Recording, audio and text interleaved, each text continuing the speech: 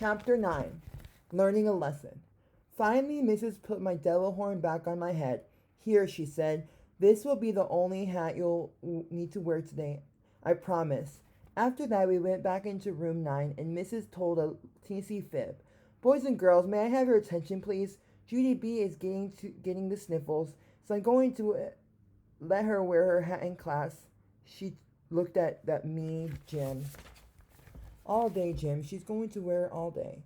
Nobody's going to touch it, she said. Not anyone. I jumped out of my seat. Yeah, Jim, you can't even touch your baby little pinky finger, right?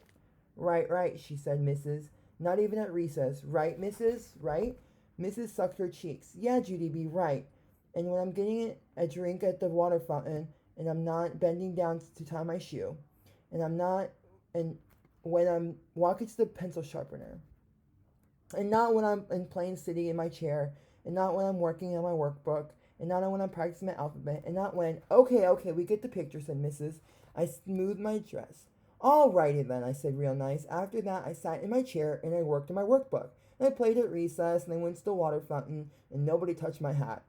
After that, school, Daddy came into room 9 to get me. I was surprised to see that guy. Daddy, I didn't even know you were coming to get me today, and so this day turned out better than I thought. Daddy stared at my hat. Then all of a sudden, my stomach did not feel good about the situation.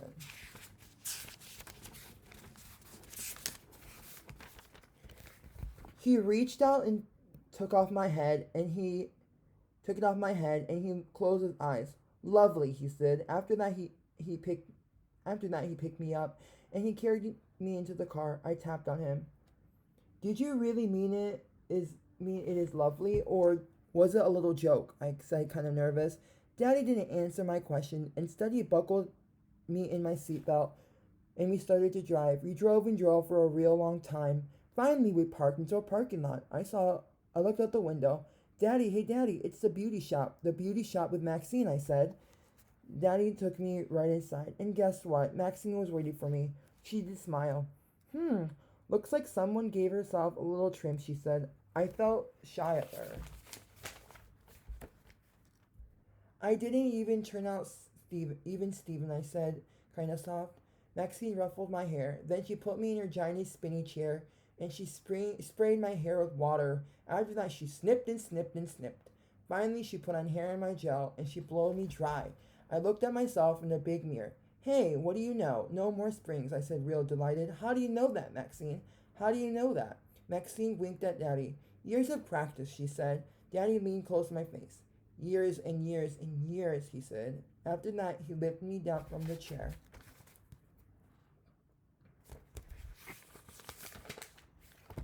And he gave Maxine lots of dollars, and me and him drove again. After that, we got to my house. Daddy came into my room with me. He took my extra scissors off my desk, and he put them in my pocket. Sorry, Daddy, sorry. I cut my own hair, I said. I did a big sigh. I know you're sorry, Judy B, he said.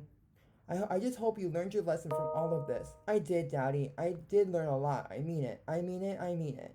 Daddy kissed my hand, 'cause that guy still loves me, that's why. After he left my room, I looked at my hair some more. It was the cutest hair I ever saw. Just then my whole face lifted up. Hey, I'm not the only one who got this haircut started, and so maybe I could be a beauty shop guy after all. I looked real thrilled. I tapped on my chin.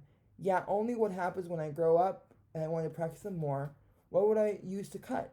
I looked at my desk very cautious. I tiptoed over real quiet. I opened my desk drawer. I searched my hands all over that thing. Then all of a sudden, I smiled kind of sneaky. And guess what? More scissors.